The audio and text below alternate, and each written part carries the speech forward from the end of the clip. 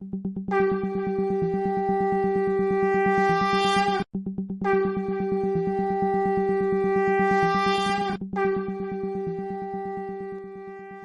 कृष्णा। हम भगवद गीता का अध्ययन कर रहे हैं सारांश रूप से, और आज हमारा तीसरा दिन है। आज हम पढ़ने वाले हैं भगवद गीता का तीसरा अध्याय, जिसका नाम है कर्मयोग। कल हमने पढ़ा सांख्य योग और परसों हमने पढ़ा अर्जुन विषाद योग। अर्जुन विषाद योग को कैसे याद रखना है? 6D। सांख्य योग को कैसे याद रखना है? 6S। और आज हम देखेंगे कर्मयोग माने क्या, भगवान ने इसमें क्या बताया, क्या उपदेश दिए अर्जुन को, और आखिर में देखेंगे कि इस अध्याय को कैसे याद रखना है। तो चलिए शुरू करते हैं कर्मयोग। तो इस अध्याय के शुरुआत में अर्जुन ने भगवान को प्रश्न पूछा। अर्जुन कहते हैं, जायसी चित् कर्मणस्ते मता बुद्धिर्जनार्दन तत्किं कर्मणि घोरे मां नियोजयसि केशव। तो अर्जुन जी पूछ रहे हैं, भगवान आपने दूसरे अध्याय में मुझे बताया कि बुद्धि योग सर्वश्रेष्ठ है, राइट, परंतु आपने मुझे बीच बीच में ये भी बताया कि कर्म करते रहना चाहिए, कर्मयोग श्रेष्ठ है। अभी आप मुझे बताइए कि क्या श्रेष्ठ है। पहले आपने बताया बुद्धि योग श्रेष्ठ है, तो यदि बुद्धि श्रेष्ठ है तो ये घोर कर्म में मैं क्यों व्यस्त हो जाऊं? Why should I perform this heinous activity of killing if you think intelligence is better than work?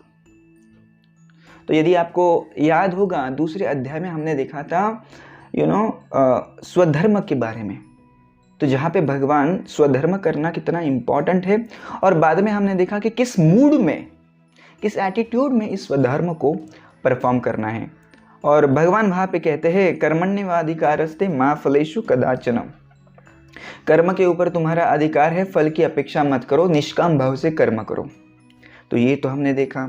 तो यहाँ पे भगवान ने कर्मयोग के बारे में बताया, परंतु जैसे ही हम आगे गए भगवान ने स्थित प्रज्ञ के बारे में बताया। ऐसा व्यक्ति जिसकी बुद्धि स्थिर हो, और भगवान ने कई सारे उदाहरण दिए। नाव का उदाहरण दिया, समंदर का उदाहरण दिया, और एक उदाहरण दिया कछुए का। यदा संहरति चायम कुरुमोंगानीव सर्वशः। जिस प्रकार से एक कुर्म, एक कछुआ अपनी सारी इंद्रियों को संयमित कर लेता है, उसी प्रकार से जो स्थिर बुद्धि वाला व्यक्ति है वो भी अपनी सारी इंद्रियों को संयमित करता है। तो अभी अर्जुन का यही प्रश्न था, भगवान आपने पहले कहा युद्ध करो, बाद में कहा इंद्रियों को संयमित करो। भगवान दोनों कैसे पॉसिबल है एक साथ? कुछ तो एक ही बताओ। और इसलिए अर्जुन कंफ्यूज हो गए और आगे पूछते हैं, व्यामिश्रेणेव वाक्येन बुद्धिं मोहयसीव मे तदेकं वद निश्चित्य हीनो श्रेयो हमाप्नुयाम्। व्यामिश्रेणेव वाक्येन, आप कितनी सारी बातें कह रहे हैं, मैं तो कंफ्यूज हो गया। एक ही चीज बताइए जिससे मेरा श्रेय हो जाएगा, मेरा अच्छा हो जाएगा। ऐसी एक ही चीज बताइए, मुझे कंफ्यूज मत करिए। यदि आप ठीक से दूसरा अध्याय पढ़े और समझे तो भगवान ने अर्जुन को कंफ्यूज नहीं किया था। भगवान का कहना एक ही था, जो भी करोगे मेरे लिए करो, राइट। तो पहले बताया कर्म को मुझे अर्पित कर दो, बाद में उन्होंने कहा कि अपने आप को, अपनी सारे एक्टिविटीज को मुझे अर्पित कर दो, राइट, और उस बुद्धि से अपने इंद्रियों को पहले संयमित करो। तो अर्जुन कंफ्यूज हो गया, दोनों चीज क्यों कह रहे हैं? भगवान का कहना एक ही था, राइट, कर्मयोग करो। और उसी का एक्सप्लेनेशन इस अध्याय में दिया है। जो जो कंफ्यूजन अर्जुन के मन में था उसका सारा क्लैरिफिकेशन भगवान ने तीसरे अध्याय में किया है। वैसे देखा जाए तो दूसरे अध्याय को सांख्य योग कहा गया है। प्रभुपाद ने उसका ट्रांसलेशन किया है गीता का सार। माने संपूर्ण गीता में जो जो बातें बताई है वो दूसरे अध्याय में ही बता दी गई है सारांश रूप में। परंतु अर्जुन हर एक टॉपिक को लेता है और प्रश्न पूछता है। इस प्रकार से गीता का विस्तार होते गया। तो कर्मयोग के बारे में तो भगवान ने दूसरे अध्याय में ऑलरेडी बता दिया था, परंतु उस विषय में अर्जुन के मन में फिर से विचार आ गए, प्रश्न आ गए और वो अभी भगवान से पूछता है। तो पहला हमारा सी है। बेसिकली इस अध्याय को कैसे याद रखना है? 5C। तो पहला हमारा सी है, सी फॉर कन्फ्यूजन, राइट। और अभी देखेंगे कि भगवान इस कन्फ्यूजन का कैसे निराकरण करते हैं। श्री भगवान उवाच लोकेस्मिन् विविधा निष्ठा पुरा प्रोक्ता मया नघ ज्ञान योगेन सांख्यानां कर्मयोगेन योगिनां। हे अर्जुन, बहुत ही सिंपल चीज़ है, राइट। जो चीज़ ज्ञान योगी मिलाते हैं, राइट, जो लक्ष्य ज्ञान योगी का होता है वही लक्ष्य कर्मयोगी का भी होता है। दोनों के रास्ते अलग है, तो दोनों को एक ही चीज़ मिलती है। तो मैंने पहले आपको कर्मयोग के बारे में बताया, राइट, कर्म कैसे करना है, स्वधर्म कैसे करना है और किस भाव में करना है, किस मूड में करना है वो बताया। और बाद में हमने स्थित प्रज्ञ के बारे में बताया। तो दोनों का लक्ष्य एक ही है, मेरी प्राप्ति करना, राइट। तो आप दोनों में कंफ्यूज मत हो जाना कि भगवान एग्जैक्टली क्या करने को बता रहे हैं। मैं एक ही आपको करने को बता रहा हूँ कि जो भी करेंगे आप मेरे लिए करिए। तो इस अध्याय में आगे बढ़ने से पहले हम देखेंगे ये कर्म क्या होता है, राइट। क्योंकि कई बार ये शब्द आएगा कर्म कर्म कर्म, तो आप कंफ्यूज हो सकते हैं, राइट। और ये कर्म का सिद्धांत क्या है वो भी हम देखेंगे। तो कर्म का मतलब होता है कोई भी एक्टिविटी या कोई भी एक्शन, कुछ भी आप करेंगे उसको हम कहते हैं कर्म, राइट। और आपने ये न्यूटन का तीसरा नियम तो पढ़ा होगा, राइट। उसे ही हम कर्म का सिद्धांत भी कहते हैं, लॉ ऑफ कर्म। क्या है वो? ये नियम कहता है कि जो भी आप करेंगे उसका फल आपको मिलेगा। जैसे न्यूटन कहता है for every action there is equal and opposite reaction. जो भी करेंगे उसका रिएक्शन मिलेगा, राइट। फॉर एग्जाम्पल, आप ये जो टेबल है उसके ऊपर मारते हैं आप, तो आपने जब टेबल को मारा तो आपको भी लगा, तो आपने टेबल के ऊपर एक्शन किया, टेबल ने आपको रिएक्शन दिया। उसी प्रकार से जो भी चीज़ आप करते हैं, खाते हैं, पीते हैं, सोते हैं, ऑफिस को जाते हैं, कोई भी आप चीज़ करेंगे तो उसका आपको रिएक्शन आता है। हमने दूसरे अध्याय में देखा कि पुनर्जन्म का सिद्धांत, ये पुनर्जन्म का जो सिद्धांत है ये कर्म का ही सिद्धांत है। पुनर्जन्म क्यों होता है, ये यदि आप ठीक से सोचेंगे, इसके ऊपर गहन विचार करेंगे तो आपको पता चलेगा एक जन्म में व्यक्ति जो जो कर्म करता है उसके फल उसे आने वाले जन्मों में भुगतने पड़ते हैं। तो अलग अलग जन्म भुगतने के लिए आपको अलग अलग कर्म भुगतने के लिए आपको अलग अलग जन्म लेने पड़ते हैं। और यही पुनर्जन्म का सिद्धांत है। और कितने सारे जन्म लेने पड़ते हैं? कई सारे लेने पड़ते हैं।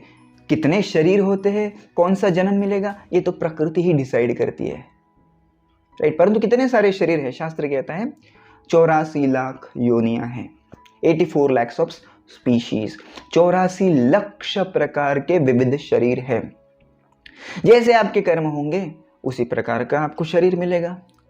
जैसे अभी मेरे पास 1 लाख रुपए है और मैं जाता हूँ मर्सिडीज बेंज के शोरूम में और मैं कहता हूँ एक मर्सिडीज बेंज देना, वो कहेगा वो सामने वाले शॉप में जा और उधर से एक बाइक खरीद, because you are not qualified, you are not eligible to buy Mercedes. उसी प्रकार से वी कैन नॉट डिमांड कि मुझे अगले जन्म में वो बनना है। तुम्हारे कर्म क्या है उसके हिसाब से तुम्हें अगला जन्म मिलेगा। और यही कर्म का सिद्धांत है। मुझे कहना ये था कि जो भी हम करेंगे उसका आपको रिएक्शन मिलेगा, और यदि आप कुछ नहीं करेंगे तो फिर भी आपको रिएक्शन मिलेगा। देखिए भगवान आगे क्या कहते हैं, न कर्मणाम अनारंभा नैष्कर्म्यम पुरुष अश्नुते न च संन्यासनादेव सिद्धिं समधिगच्छति। अर्जुन कर्म से दूर जाना चाहते थे, परंतु भगवान कहते हैं you can not live without कर्म। आप कर्म किए बिना रह नहीं सकते। Right, you can not live without Karma, ये हमारा सेकंड सी है। पहला सी क्या था? कंफ्यूजन। दूसरा सी है कांट लिव विदाउट एक्शंस। आपको कर्म करने ही पड़ेंगे। आप सोचते हैं मैं कर्म नहीं करूंगा तो मुझे रिएक्शन नहीं मिलेगी, ये गलत है।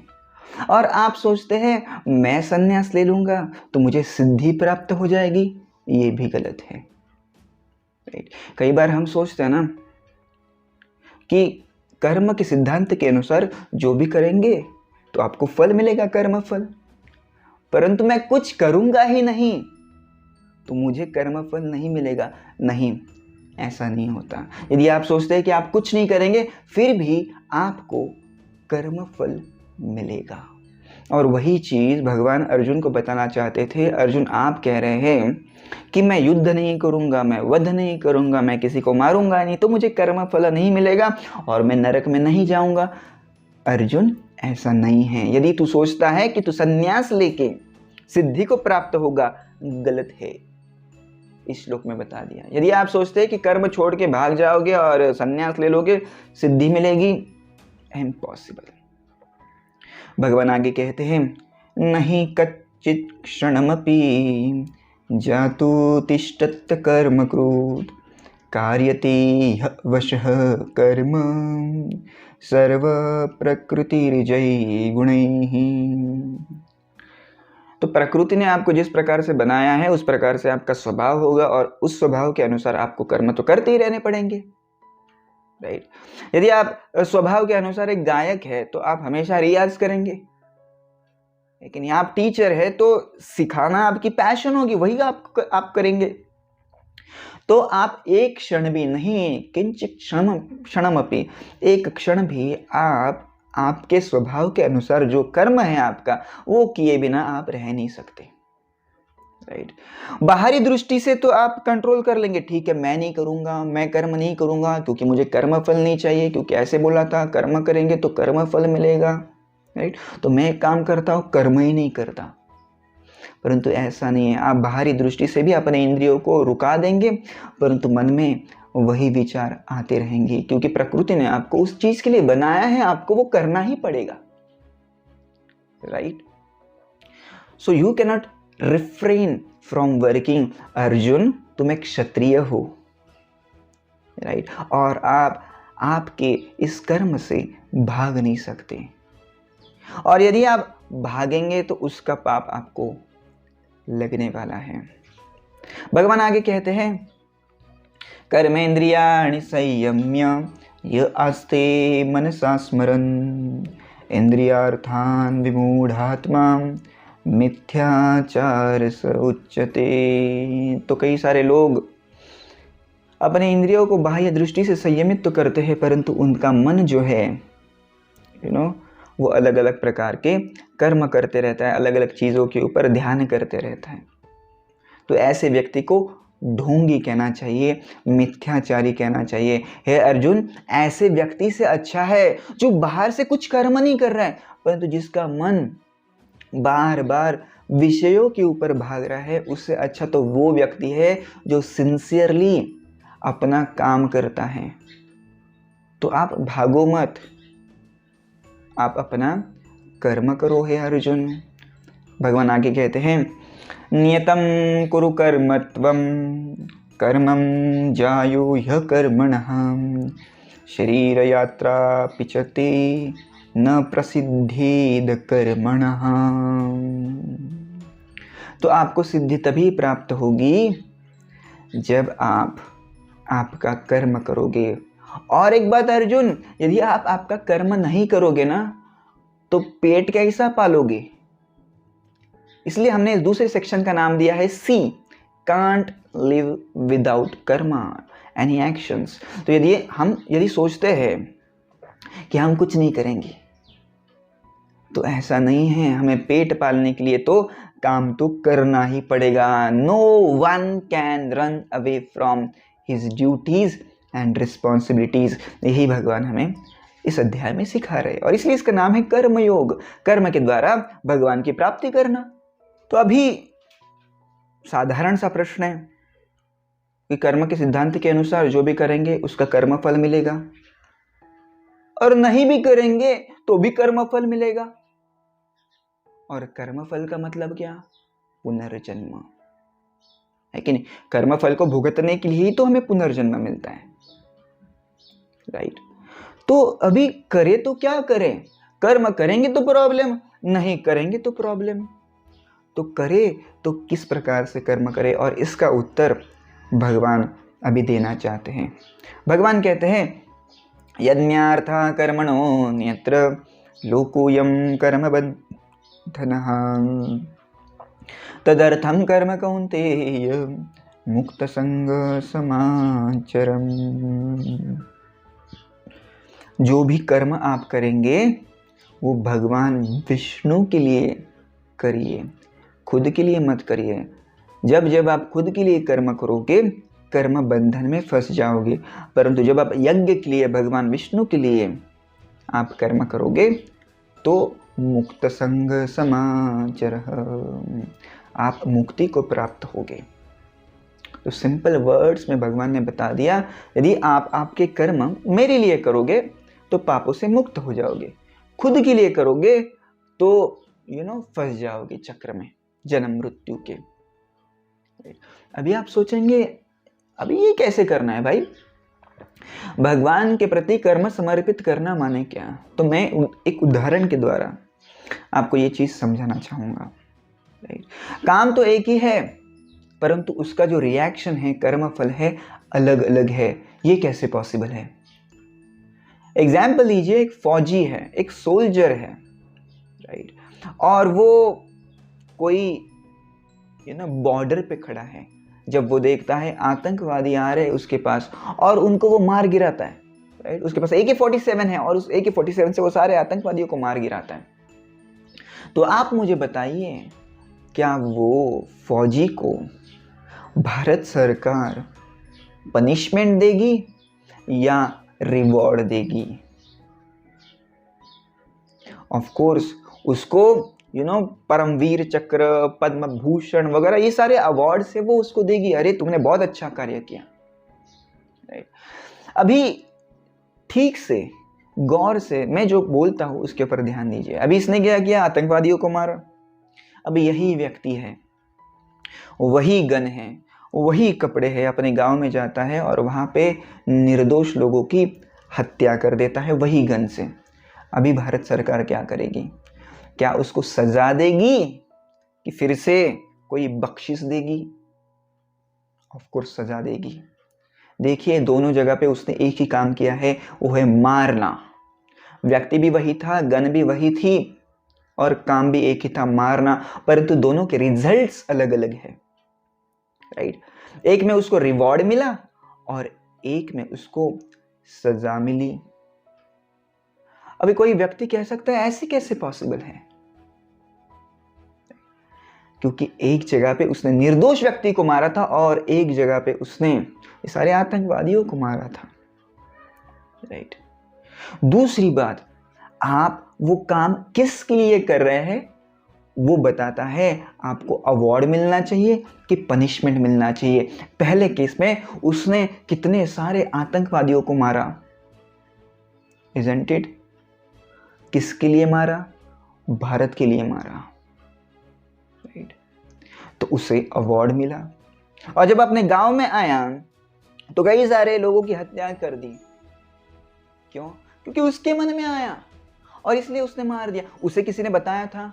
भारत सरकार ने बताया था? नहीं, तो खुद के मन से मारा, इसलिए पनिशमेंट मिला, राइट? पहले he worked on behalf of Indian government and that's why he got rewarded. In the second case, he worked on behalf of his own mind. खुद के मन में आया इसलिए किया और इसलिए उसको पनिशमेंट मिला। काम तो एक ही है, समझिए इस बात को, मारना, परंतु ध्येय अलग अलग है। पहले he worked on behalf of Indian government. In second case, he worked on behalf of his own mind, his own intentions. तो खुद के लिए करेंगे तो पनिशमेंट मिलेगा, भगवान के लिए करेंगे तो मुक्त संग समाचरित। I hope you got this right example. चलिए आगे बढ़ते हैं और भगवान क्या कहते हैं इस अकर्म के बारे में, आगे देखते हैं।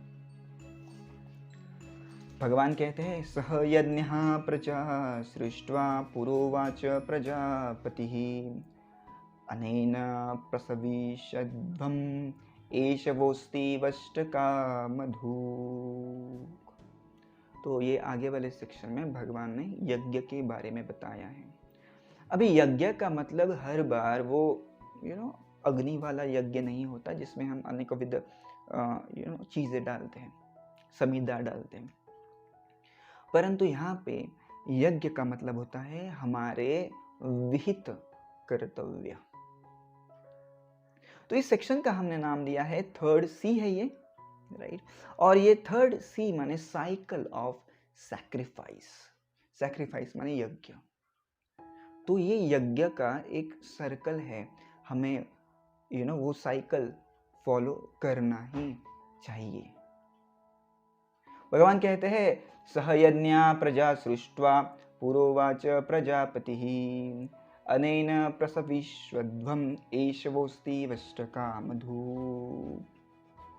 तो जब सृष्टि का निर्माण हुआ तो ब्रह्मा जी ने मनुष्य को कहा आप यज्ञ करिए और यज्ञ से आपको सारी वांछित चीजें मिल जाएगी राइट। आप यज्ञ करिए। आगे बढ़ते हैं। देवान् भावयतानेन ते देवा भावयन्तु वः परस्परं भावयन्तः श्रेयो परम अवाप्स्यथ। तो आप देवताओं के लिए यज्ञ करिए, देवता आपको अनेक विध चीजें देंगे। तो आप देवताओं के लिए काम कीजिए, देवता आपके लिए करेंगे। परंतु जो व्यक्ति देवताओं से केवल लेता है वो एक चोर है। तो आप देवताओं के लिए यज्ञ करिए, देवता आपको वांछित फल देंगे। आप देवताओं के लिए यज्ञ करिए, देवता वांछित फल देंगे राइट। तो this is cycle. Don't keep only taking from देवतास, आप भी उनके लिए कुछ करिए। आप कैसे प्रसन्न कर सकते हैं देवताओं को? अपने निहित कर्तव्य करके। तो अर्जुन, आप जब आपके क्षत्रिय कर्म करते हैं तो आप देवताओं को प्रसन्न करते हैं, तो वो भी आपको अनेक विध प्रकार की सुख सुविधाएं प्रदान करते हैं। तो आप उनकी प्रसन्नता के लिए ये युद्ध लड़िए। आगे बढ़ते हैं। यज्ञशिष्टाशिनः सन्तो मुञ्चन्ते सर्वकिल्बिषै भुञ्जन्ते तित्वघं पापा ये पचन्ति आत्मकारणा। भगवान यहाँ पे बता रहे हैं कि आपको आपके कर्म ही नहीं, इनफैक्ट आपका भोजन भी मुझे प्रथम अर्पण करना है। और यदि आप वो भोजन मुझे न अर्पण करते हुए खुद खाएंगे तो आप केवल पाप का भक्षण कर रहे हैं। इसलिए सबसे प्रथम मुझे भोग दिखाइए और वो भोग का ही यज्ञ शेष राइट, यज्ञ का झूठा खाइए।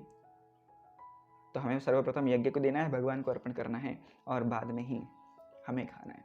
कहने का मतलब ऐसा कि जो भी आप कुछ करेंगे सब कुछ सर्वप्रथम भगवान को अर्पण कीजिए और बाद में स्वयं उसका आस्वादन लीजिए, उसका उपभोग लीजिए। आगे बढ़ते हैं। अन्नात् भवति भूतानि पर्जन्यात् अन्न संभवः यज्ञात् भवति पर्जन्यो यज्ञः कर्म समुद्भवः।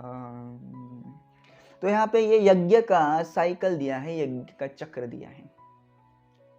भगवान कहते हैं जब हम अपने भीतर कर्म करते हैं वो यज्ञ के समान है, और जब हम ये यज्ञ करते हैं तो देवता प्रसन्न होते हैं।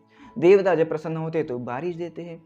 बारिश जब आती है तो अन्नद भवति, अन्नद भवति पर्जन्य, पर्जन्य से अन्न आता है और अन्न से ही सारी जीव सृष्टि बढ़ती है। तो भगवान कहना चाहते हैं जीव सृष्टि बढ़ रही है, इसका कारण है ये विहित कर्म, ये यज्ञ, इससे भागना नहीं चाहिए। पूरी सृष्टि चलनी चाहिए, इसके लिए आपको ये यज्ञ, आपके विहित कर्म करने ही चाहिए। आगे बढ़ते हैं। कर्म ब्रह्मोद्भवं विद्धि ब्रह्माक्षर समुद्भवं तस्मात् सर्वगतं ब्रह्म नित्यं यज्ञे प्रतिष्ठितम्। ये जो यज्ञ है, ये जो निर्दिष्ट कर्तव्य है, विहित कर्म जो है, वो वेदों के अनुसार प्राप्त हुए हैं और इन कर्तव्यों में ही भगवान बसते हैं। तो भगवान को आपको प्लीज करना है, उन्हें खुश करना है, तो आपको आपके यज्ञ माने कर्तव्य करने ही पड़ेंगे। एवं प्रवर्तिता चक्रम नानुवर्तयति हयः अघायु इंद्रिया रामो मूघम पार्थ सजीवति। सो जो व्यक्ति इस यज्ञ का फॉलो नहीं करता, यज्ञ का पालन नहीं करता, राइट, भगवान के लिए निष्काम भावना से काम नहीं करता, देवताओं के लिए काम नहीं करता, राइट, अपने कर्तव्य से दूर भागता है, ऐसा व्यक्ति केवल वृथा जीवन जीता है। He is just wasting his life. तो हर एक के लिए कर्तव्य करना जरूरी है। तो अर्जुन के मन में प्रश्न आया होगा, भगवान सबको कर्तव्य करना है, तो इस कर्तव्यों के चक्र से कौन ऐसा व्यक्ति है जो मुक्त होता है, right? Who is that person who is not obliged to do the work? तो भगवान कहते हैं यस्वात्म रतिरेव स्वादात्मा तृप्तस्य मानवः आत्मनैव च संतुष्ट तस्य कार्यम न विद्यते। जो व्यक्ति खुद में संतुष्ट है उसे कार्य करने की कोई ज़रूरत नहीं है, परंतु जो अभी भी साधक अवस्था में है, जो आध्यात्मिक प्रगति धीरे धीरे कर रहा है, उसके लिए अपने विहित कर्तव्य करना, निर्दिष्ट कर्म करना, वो करना ही चाहिए उसने, right? It is mandatory for him to do his karmas properly. इसलिए भगवान कहते हैं तस्मात् आसक्त सततः कार्यम कर्म समाचर असक्तो ह्याचरन् कर्म परमाप्नोति पुरुषः।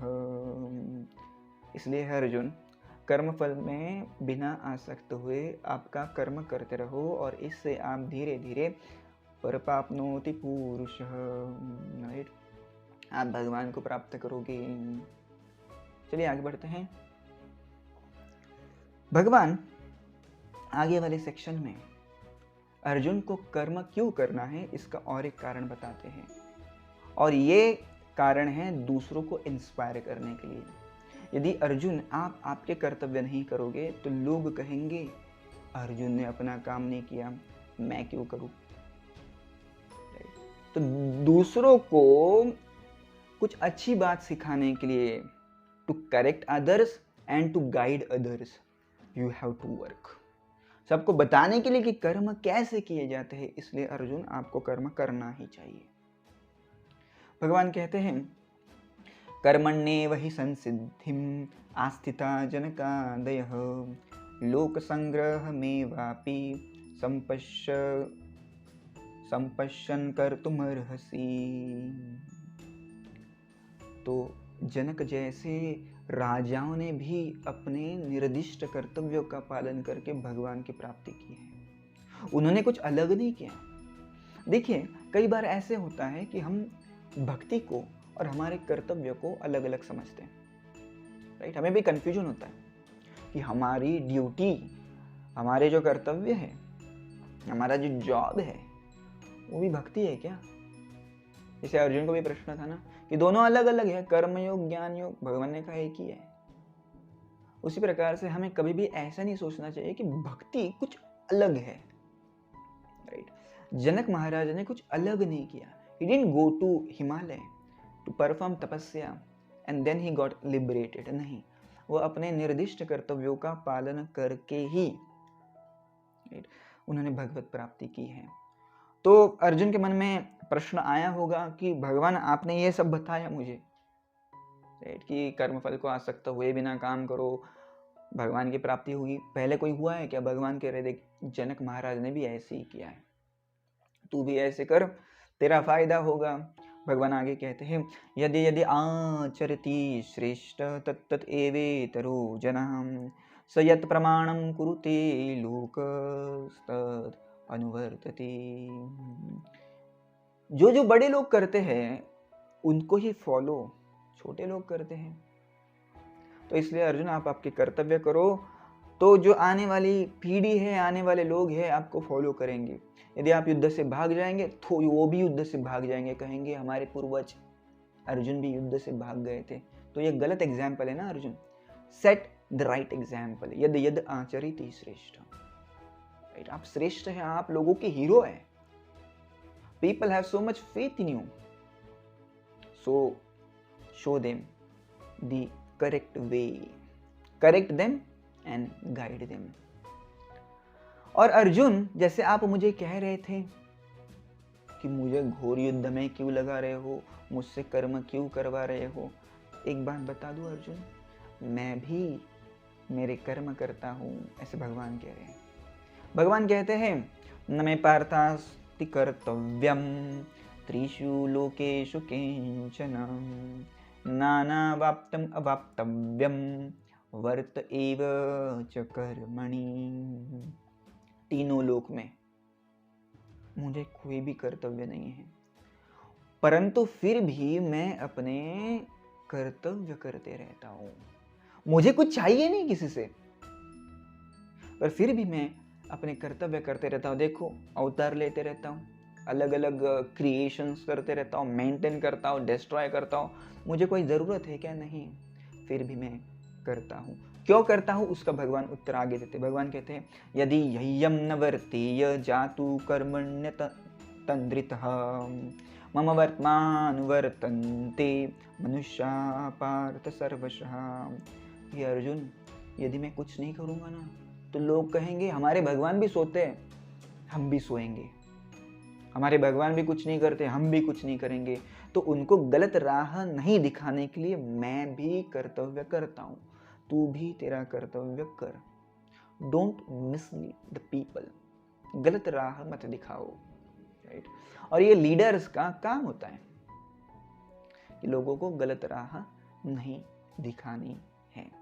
भगवान आगे कहते हैं कि यदि मैं अपने कर्म नहीं करूंगा, राइट, तो ये पूरे ब्रह्मांड में हाहाकार छा जाएगा, राइट, और सब उस नुकसान का कारण मैं ही हूंगा। और इसलिए मैं सारे कर्तव्य करता हूं, राइट टाइम पे करता हूं। उत्सदेयुरिमे लोका न कुर्याम कर्म चेदहम संकरस्य च कर्ता स्याम उपहन्याम इमः प्रजः। मैं नियत कर्म नहीं करूंगा तो सारे जगत, सारे लोक नष्ट हो जाएंगे। इसलिए मैं भी अपने कर्तव्य करता हूं, तू भी अपने कर्तव्य कर। Let's go ahead.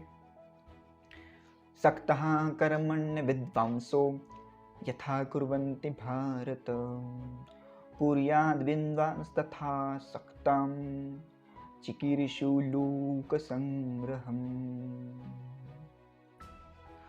तो जो जनरल लोग हैं वो भी कर्म करते हैं और हम भी कर्म करते हैं अर्जुन, परंतु जो नॉर्मल लोग हैं, साधारण लोग हैं, वो अज्ञानी होते हैं, उन्हें पता नहीं होता कर्म कैसे करने हैं।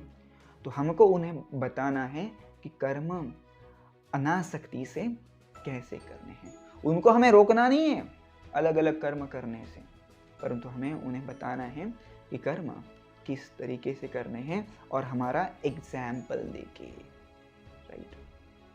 न बुद्धिभेदम जनयेतद अज्ञानम कर्म संगिनम जोषयेत् सर्वकर्माणि विद्वांस युक्ता समाचरम। तो उनको रुकाइए मत। जो भी कर्म कर रहे हैं साधारण लोग, अज्ञानी लोग, उनको वो कर्म करने दीजिए, उनको रुकाइए मत, परंतु उनको धीरे धीरे कृष्ण भावना में लाके भक्ति के लिए वो काम को जोषयेत् सर्वकर्माणि, जो पहले काम कर रहे थे दूसरों के लिए, खुद के लिए, वही काम को आपको उनको इंस्पायर करना है, जिससे वही काम वो भगवान के लिए कर पाएंगे और उनका धीरे धीरे उद्धार होगा। उनको रोकना नहीं है।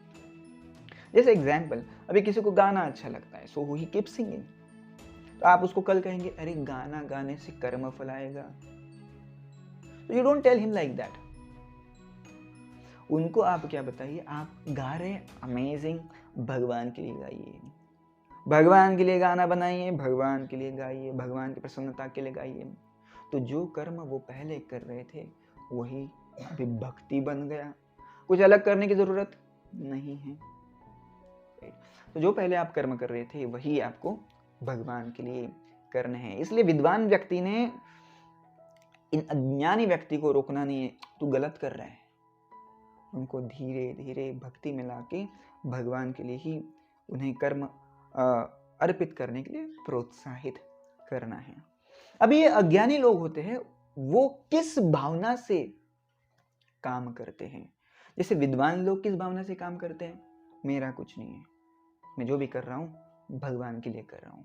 परंतु अज्ञानी लोग क्या करते हैं, भगवान कहते हैं प्रकृतिः क्रियमाणानि गुणैः कर्माणि सर्वशः अहंकार विमूढ़ात्मा कर्ता अहमिति मन्यते।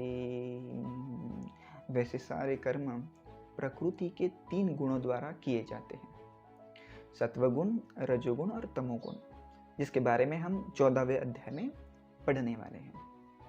तो ये 3 गुणों के प्रभाव से व्यक्ति अलग अलग कार्य करता है, परंतु अज्ञानी व्यक्ति सोचता है मैंने किया, कर्ता हम इति मन्यते।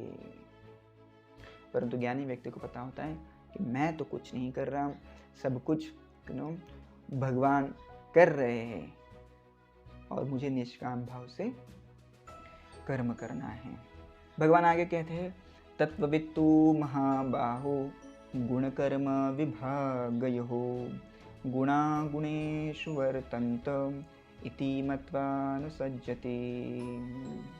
जो व्यक्ति ज्ञानी है वो ये समझता है कि I am not the controller, I am not the enjoyer. जैसे अज्ञानी व्यक्ति सोचता है ना कि मैं ही कर रहा हूँ, राइट, मैं ही उपभोक्ता हूँ, मैं ही उपभोग लूंगा। परंतु ज्ञानी व्यक्ति समझता है ये सारी चीज़ें कि मैं उपभोक्ता नहीं हूँ, भगवान है, और इसलिए वो अपनी इंद्रियों को इंद्रिय तृप्ति में नहीं लगाता। Right, let's go ahead.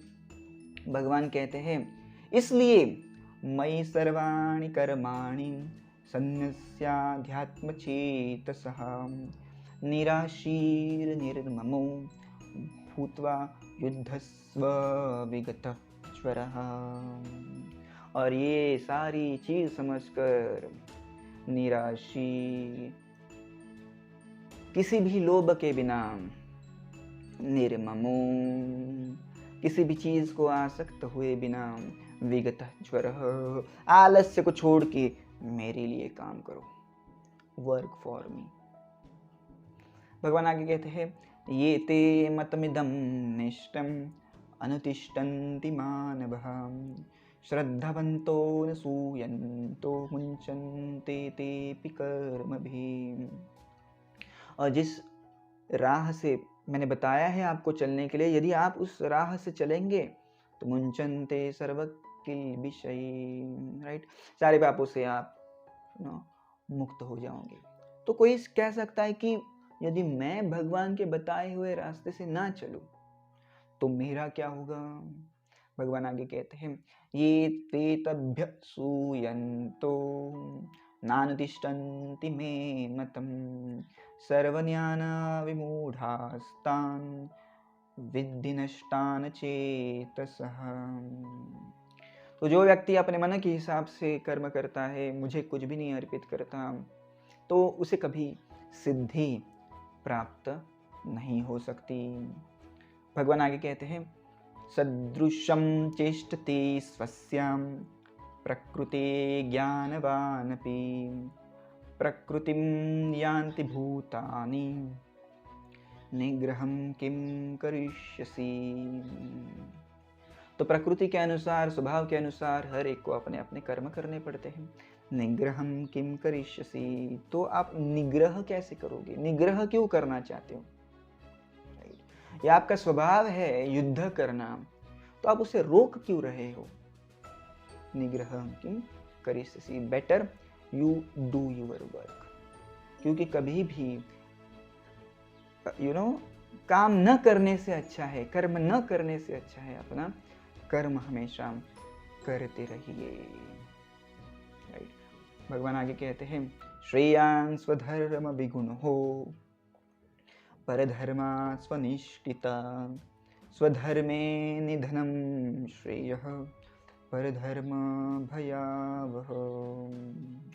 भले ही आपके धर्म में माने आपके कर्तव्यों में बहुत सारी त्रुटियां हैं, आप उसका ठीक से पालन नहीं कर रहे हैं, पालन नहीं कर पा रहे हैं आपके कर्तव्यों का, कोई बात नहीं, आप करते रहिए करते रहिए।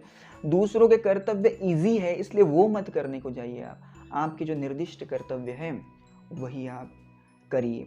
क्योंकि स्वीय कर्मों को करते हुए मरना पराये कर्मों में प्रवृत्त होने की अपेक्षा में श्रेष्ठतर है। खुद के कर्म करते करते मर जाओ तो दूसरों को मत कॉपी करो, दूसरों के कर्म मत लो। अभी भगवान इसलिए ये कहना चाहते हैं क्योंकि अर्जुन ने कहा ना, दूसरे अध्याय में कहा, भाई क्षमपी हलोके, मैं भीख मांग के जी लूंगा। भगवान कहते हैं नहीं, तू युद्ध करते करते मर जा, वो चलेगा, परंतु सन्यासी मत बन, क्योंकि वो तेरा अभी स्वभाव नहीं है, तेरी वो प्रकृति नहीं है। राइट। चलिए आगे बढ़ते हैं। तो अर्जुन पूछते हैं कि भगवान आपने बता दिया ये स्वधर्म करना है, तो मुझे तो स्वधर्म करना है, परंतु ऐसा क्या हो रहा है मेरे दिल के अंदर, मेरे हृदय के अंदर कि मैं नहीं कर पा रहा हूं?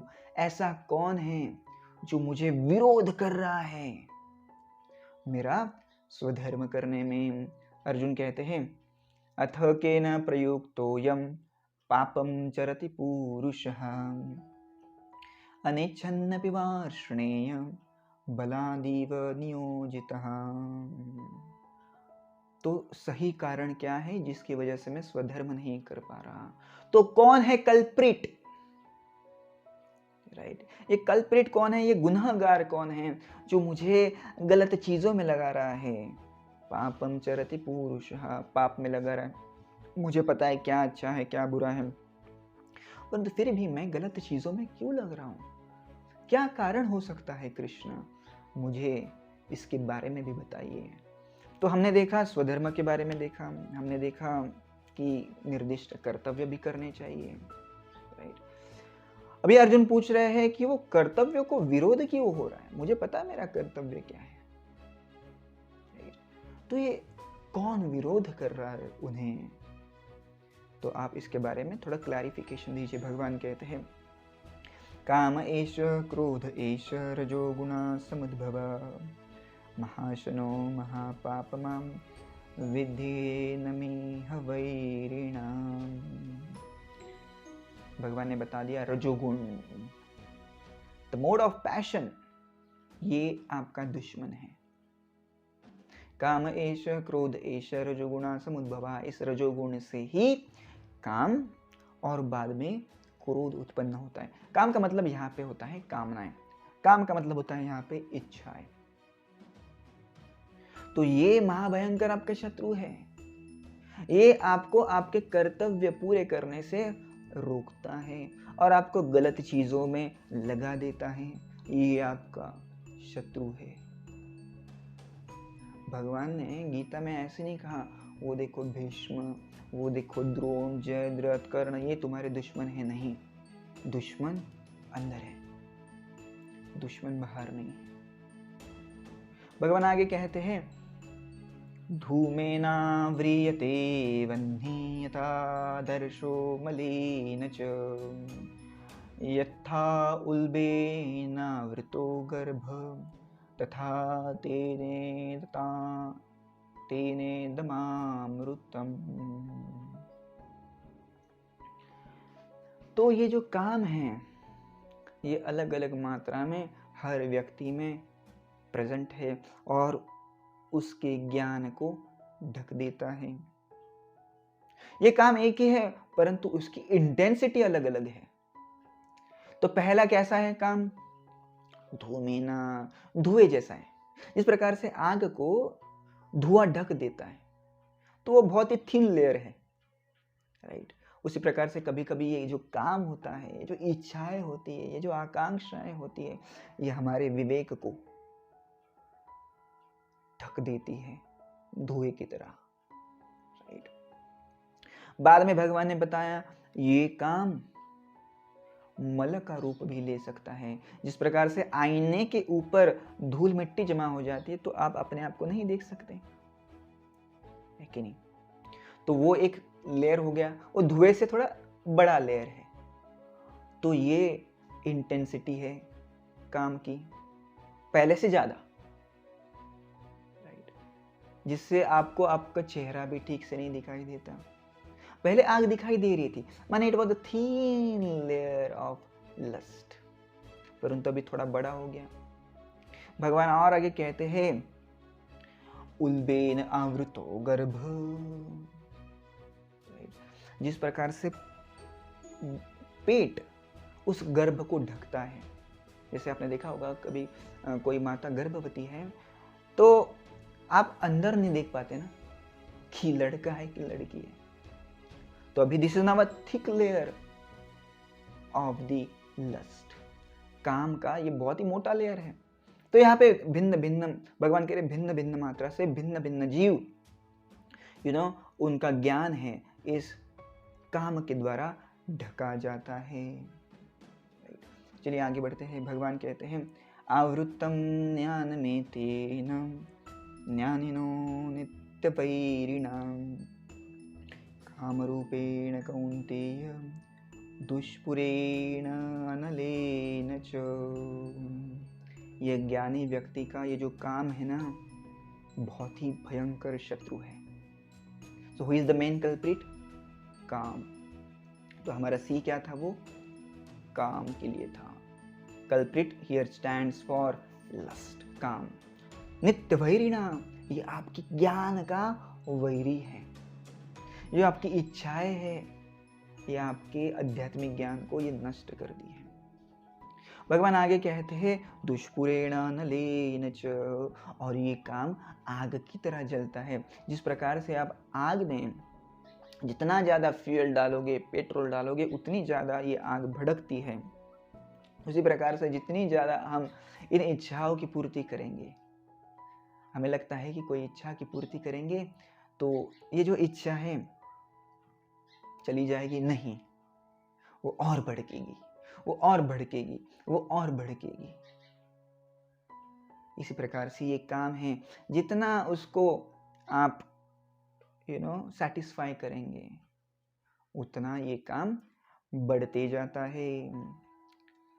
तो ये हमारा शत्रु है, ये तो हमें पता चल गया। ये सबसे बड़ा गुनहगार है, ये पता चल गया। अभी इस शत्रु को पकड़ना है तो पहले पता रहना चाहिए हमें कि ये शत्रु रहता कहाँ है भाई, राइट। यदि किसी आतंकवादी को पकड़ना होता है तो पहले पता करना पड़ता है कि रहता कहाँ है। तो उसी प्रकार से भगवान अभी बताएंगे कि ये काम, ये जो लस्ट है, ये कहाँ पे रहता है। इंद्रियाणि मनो बुद्धि अस्याधिष्ठानमुच्यते एतै विमोहयस्तेष ज्ञानमावृत्य देहिनाम्। तो इसके निवास स्थान क्या है? भगवान कह रहे हैं इंद्रिय, मन और बुद्धि। तो इन तीन जगह पे ये काम रहता है। और जीवात्मा की जो इच्छा है भगवान से प्रेम करने की, उसके ऊपर ये बारंबार अटैक करते रहता है, राइट। और जीवात्मा भूल जाता है कि हम भगवान के नित्य अंश है। अभी हमें पता चल गया ये तीन जगह पे रहता है, मन, बुद्धि और इंद्रियों में ये काम रहता है, राइट। तो अभी इसे संयमित कैसे करना है उसके बारे में भी भगवान बताएंगे। चलिए आगे बढ़ते हैं। भगवान कहते हैं इंद्रियाणि पराण्याहुर इंद्रियभ्य परम मनः मनसस्तु परा बुद्धिर यो बुद्धि परतस्तु सः कर्मेन्द्रियाणि इंद्रियाणि पराण्याहुर। तो हमारी जो इंद्रियां हैं वो सारी जड़ वस्तुओं से, जो भी इंद्रिय विषय है उनसे ऊपर है। जो भी हमारी उपभोग की वस्तु है उससे हमारी इंद्रियां ऊपर है। भगवान आगे कहते हैं कि जो मन है वो इंद्रियों से ऊपर है। तो इंद्रियां यदि किसी चीज के पीछे भाग रही है, मुझे ये चाहिए, मुझे वो चाहिए, तो मन ने उन्हें संयमित करना चाहिए, नहीं, पीछे आ जाओ, क्योंकि मन इंद्रियों का कंट्रोलर है। बुद्धि इस मन से ऊपर है। तो यदि मन भी इंद्रियों के पीछे भागता है, इंद्रियां कोई वस्तुओं के पीछे और मन उन इंद्रियों के पीछे भागता है, तो बुद्धि ने अपने विवेक शक्ति से मन को और इंद्रियों को काबू में लाना चाहिए। भगवान कहते हैं इस बुद्धि से भी बढ़कर कौन है, ऊपर कौन है, आत्मा, माने हम। तो हम इस बुद्धि, इस मन, ये जो कर्मेंद्रिय है और ये जो सारे विषय है, उनसे बढ़कर हम हैं, हम, ये आत्मा है, राइट। हम बुद्धि नहीं है, हम मन नहीं है, हम इंद्रिय नहीं है, हम एक शाश्वत आत्मा है और हम इन तीनों को संयमित कर सकते हैं। तो भगवान कहते हैं आप मन नहीं हैं, आप मन को कंट्रोल कीजिए। तो जब हमारे मन में कुछ विषय वासना आती है, अनेक विविध प्रकार की इच्छाएं आती है, और जब हम उसे फुलफिल करने जाते हैं तो हमें समझना चाहिए ये तो मेरी इच्छा नहीं है, ये तो मन की इच्छा है, ये तो इंद्रियों की इच्छा है, ये तो बुद्धि की इच्छा है। और इस प्रकार से उधर ही मन को, इंद्रियों को, बुद्धि को वहीं पे रोकना है, राइट। भगवान आगे कहते हैं एवं बुद्धि परम बुद्ध्वा संस्तभ्य आत्मना जहि शत्रु महाबाहो कामरूप दुरासदम। हे अर्जुन, ये समझ लो कि आप बुद्धि से, मन से, इंद्रियों से परे हैं, और यदि आप ये चीज़ समझ गए तो आप अपने इंद्रियों को, बुद्धि को, मन को संयमित कर लोगे, नहीं तो भागते रहोगे। तो यहाँ पे एक छोटा सा एग्जाम्पल देना चाहता हूँ। जैसे इमेजिन करिए एक व्यक्ति है जो अपनी याददाश्त भूल गया है, राइट, और उसे लगता है कि वो कोई एक छोटा बालक है। Then he ask for the different toys. वो कहता है मुझे ये खिलौना चाहिए, मुझे वो खिलौना चाहिए, मुझे ये करना है, मुझे वो करना है। वो छोटा है क्या? नहीं, परंतु वो याददाश्त खो गया है, इसलिए वो मांग रहा है अलग अलग चीज़ें, उसे लग रहा है मैं छोटा बच्चा हूँ। देन डॉक्टर उसको धीरे धीरे ट्रीट करते हैं, उसको ये बताते हैं तू छोटा बच्चा नहीं है, तू बड़ा व्यक्ति है। ये खिलौने के साथ कैसे खेलता है, और तब धीरे धीरे वो जब ट्रीटमेंट लेता है तो उसे पता चलता है अरे कितना मूर्ख था मैं, ये खिलौने के पीछे भाग रहा था, मैं थोड़ी बच्चा हूँ। उसी प्रकार से एवं बुद्धे परम बुद्धवा संस्तभ्य आत्मना। आप जो कि एक आत्मा है, बुद्धि से ऊपर है, मन से ऊपर है और इंद्रियों से भी ऊपर है। जैसे वो व्यक्ति छोटा बालक नहीं था, उसी प्रकार से हम इंद्रिय नहीं हैं। जब हम इस चीज को समझेंगे तो उन अनेक विध भौतिक विषयों के पीछे नहीं भागेंगे। परंतु जब तक हम ये चीज नहीं समझेंगे, हम खुद को ये इंद्रिय मानेंगे, खुद को जब मन मानेंगे, बुद्धि मानेंगे, तब इन सारे चीज़ों के पीछे हम भागते रहेंगे। आप ये चित्र में देख सकते हैं कि जो हमारी 5 इंद्रियां हैं वो यहाँ पे घोड़ों से कंपेयर की गई है। तो ये सारे जो घोड़े हैं हमारी 5 इंद्रियों जैसी है। जैसे आप देख सकते हैं इस चित्र में एक जो घोड़ा है वो आँख है, दूसरा घोड़ा नाक है, तीसरा घोड़ा कान है, बाद में जिह्वा है और बाद में त्वचा है। तो हमारे घोड़े, हमारी इंद्रियां अलग अलग दिशाओं में जाना चाहती है, क्योंकि आंखों की इच्छा कुछ अलग है, नाक की इच्छा कुछ अलग है, जिह्वा की इच्छा कुछ अलग है। तो हर जगह पे वो भागना चाहती है। जैसे इमेजिन कीजिए आपके रथ के ऊपर ऐसे 5 घोड़े लगाए हैं जो अलग अलग दिशा में भाग रहे हैं, तो आपकी हालत क्या होगी? साधारण सी बात है कि आप नीचे गिर जाएंगे। उसी प्रकार से हम एक शाश्वत आत्मा हैं। वो जो रथ देख रहे हैं आप, वो शरीर है, और जो पीछे व्यक्ति बैठा है जो डरा हुआ है काफ़ी, वो हम हैं, हमारी आत्मा है। हम शरीर रूपी रथ के ऊपर बैठे हैं और 5 हमारी इंद्रियां हमें अलग अलग दिशा में खींचे लेके जा रही हैं। वो जो व्यक्ति घोड़ों को पकड़ के रखा है, वो हमारी बुद्धि है। तो कहने का मतलब ऐसा कि बुद्धि से हमको ये सारे घोड़ों को लगाम लगाना है, और यहाँ पे लगाम है हमारा मन। तो बुद्धि की मदद से, मन की मदद से हमें ये 5 घोड़ों को कंट्रोल करना है।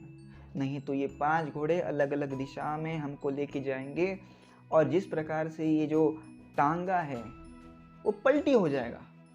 बहुत साधारण सी बात है, यदि सब घोड़े अलग अलग दिशा में जाएंगे तो टांगा तो पलटी होना ही है।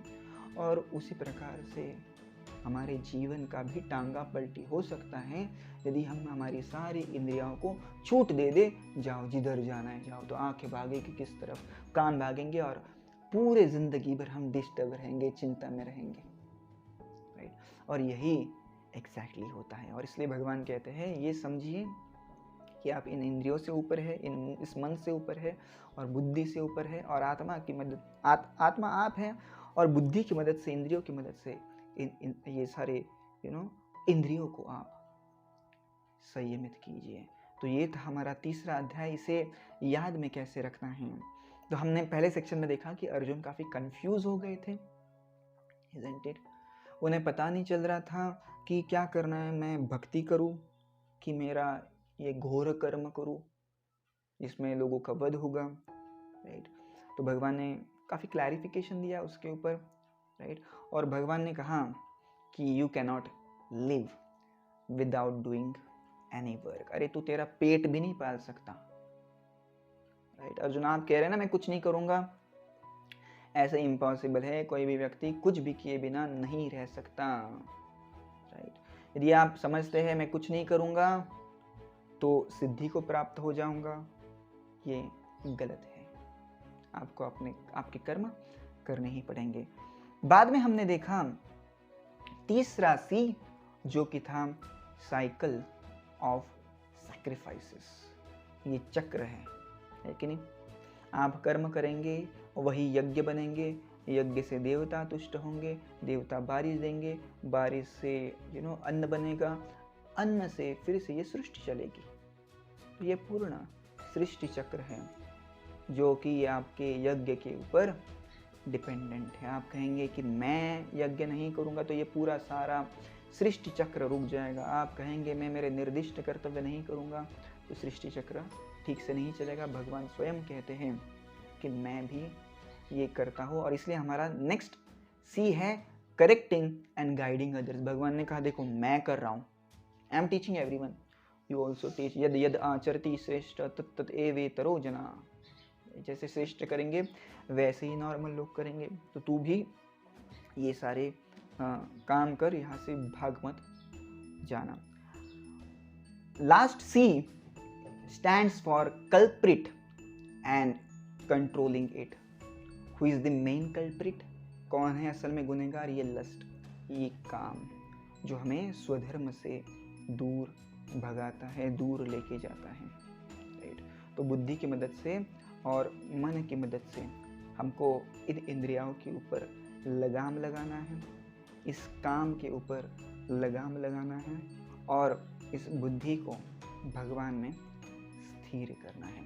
तो 5 C's we will remember: confusion, can't live without karma or actions, cycle of sacrifices, correcting and guiding others, and the last C is culprit and controlling that culprit। इस काम को कैसे कंट्रोल करना है। आप सभी का धन्यवाद, थैंक यू वेरी मच। हरे कृष्णा। हम कल चौथा अध्याय पढ़ेंगे जिसका नाम है ज्ञान योग। हरे कृष्णा।